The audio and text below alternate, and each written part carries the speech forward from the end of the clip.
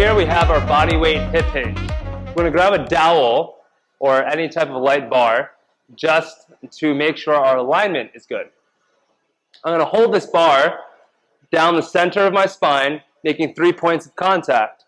Behind my head, in between my shoulder blades, and on my tailbone. So I'm going to make sure those 3 points are making contact the whole time.